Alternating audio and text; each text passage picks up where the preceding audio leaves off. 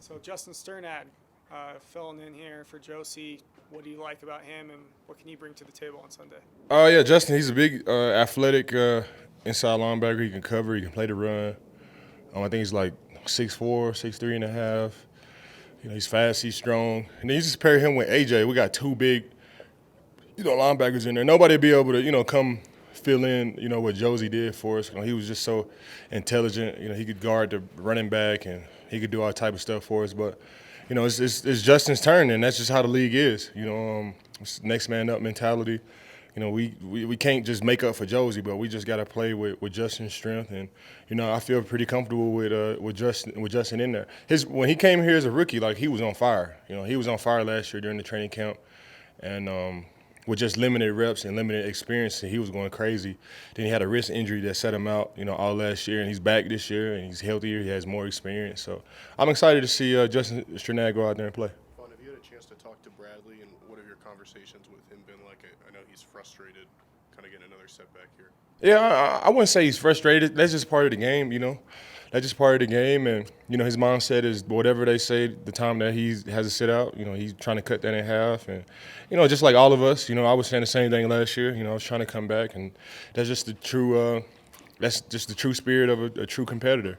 He wants to get back here. He wants to be here. He tried to play through, this bone spur, and this injury that he had in his ankle was worse than the injury that he had in his other ankle. And he still played through it. He still gave it a go. And he's a true gladiator. He's a true warrior. And now he just has to rest up and get back here as soon as he can. As a friend and teammate, how much of a bummer was it to see him try that hard and now he's sidelined? Yeah, it was a bummer. We spent like every day together, like doing like rehab stuff, doing like extra stuff to like, get back. Me being, 11 years in the league, it's all type of stuff that, I know how to do to like, help out. And he tried all of that stuff, and it still didn't work. So it was definitely a bummer. But that's my friend and that's my brother. Even after football, and I was with him, and I saw everything that he did. He actually, he did try everything he could possibly do, and it still didn't work out. So. Just have to, get back. He got the operation yesterday, and he just got to, get back and, work on it. I think the main thing is really the mindset. You can't really, like, just let go of football like that, and I don't think he will. I think he'll stay in tune. I think he'll keep his body in shape, and I think he'll be ready to go in about, 5 to 6 weeks. Back at Empower Field for the first time with full fans since 2019, since you played there. What are you expecting from that environment? I expect it to be crazy. I expect it to be, I expect it to be ridiculous. I expect it to be like, the glory days in like 2015, 2014, 2013, all of those runs that we had, 2012. I expect it to be like that. We were coming in, 2-0. Broncos country has seen the type of football that we played over the last 2 weeks. And now we're coming home. I expect it to be rowdy. I expect it to be crazy. I expect it to be, a great atmosphere to go play football. Well, I think fans want Malik Reed to be the next Shaquille Barrett, both undrafted Mountain West guys. Do you see similarities at all between Malik and Shaq? They had two totally different playing styles. Two totally different playing styles. But Malik has definitely, Malik has done everything to show people that he's a starter, in this league. I think this is his third year. This is his third year starting in the NFL. He's played a lot of football. He started a lot of games. He has started a lot of games this year for us. He started a lot of games last year, and he started a lot of games in 2019. So Malik's resume is crazy, just like Shaq's was. He definitely has shown the whole National Football League that he's a starter in the National Football League, and that should pay off, financially for him. Here in a year or two, maybe even after this year. So Malik has the full package. He can rush the passer. He can play the run. He's like I said before, he's starting this league multiple times. He's a force. You gotta look for him whenever he's on the football field. And yeah, he's got a nice big payday coming, just like Shaq. I know you love the rush to pass, but is it different when you face a rookie? This guy, he's in his third game. Imagine your eyes kind of look like your Stone Cold shirt there at times. Is it different when you look across and you see a young guy? No, man, you can't really count out these rookies, man. I go back to 2000. I think it was 2017 when Patrick Mahomes had his first start. Like, he just went crazy out there. Like he went crazy out there. They sat him on the bench, And we got back up, then they put him back out there. He went crazy again. So these rookies these days, they just fearless. They're really fearless. They're not like the rookies of old. And you can't really count out any of these rookies. They're all talented, and they just get more and more talented and more fearless every single year. And Zach Wilson, he's played a lot of great football. He went to BYU. Been a fan of his and his playing style, just like Trevor Lawrence and all of those guys. And this is his team, and I expect him to be fearless and to push the ball up the field and scramble and do all the things that rookies do best. I don't think him being a rookie has anything to do with the type of football that he's able to play. You talked about before camp and then during camp, different mentality. You're not as tense.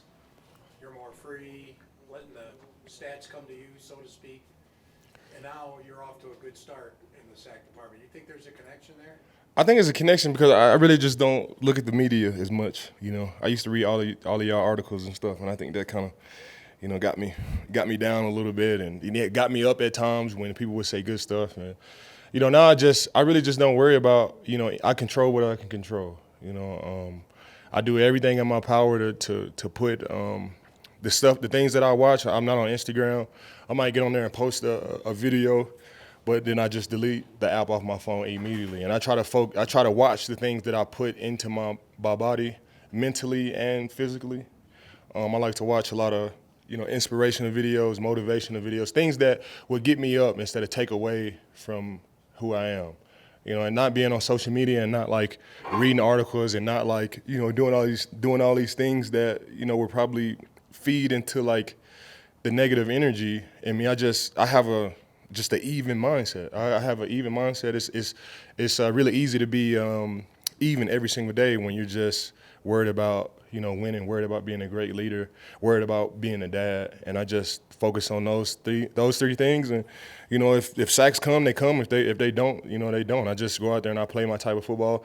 And I've worked so hard. I think in previous years, I will always work, but these last couple of off seasons, I've just worked so hard that like when the game comes, when it's time to rush the passer, I just feel comfortable. I'm not really worried about who I'm going against or what team I'm going against. I just feel so comfortable with the type of the body that I have and the type of mindset that I have and the type of work that I put in.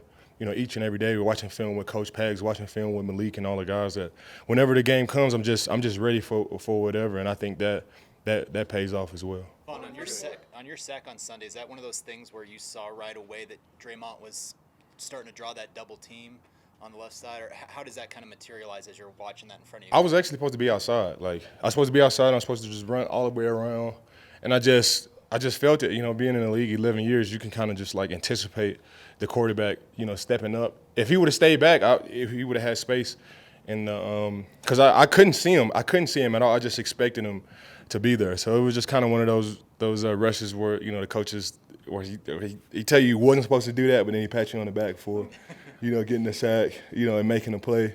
But it's been a lot of times where I try that same move and the quarterback is not there. But it just happened for me that Draymond got a lot of push and I just said forget it, and I came around to wrapped around to that A gap, and he had stepped up, so he's right there. It's just one of those lucky plays, if y'all believe in luck. Vaughn, what have you seen from Jonathan Cooper and like in the meeting rooms and practice? Is he asking you a lot of questions? He's trying to learn. I mean, what's he like? Yeah, Coop, he's a sponge, man. He's the same Coop from training camp. He's big, he's strong, he's athletic. He went to Ohio State. They play great football there. And he's ready for this. It's just experience, and that's just something that you can't like.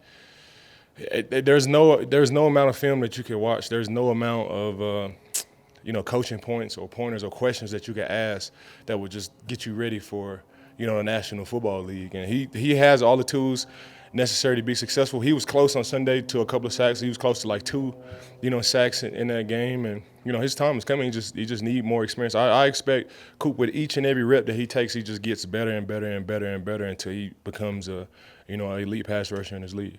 Thanks, Bob. Thank you guys.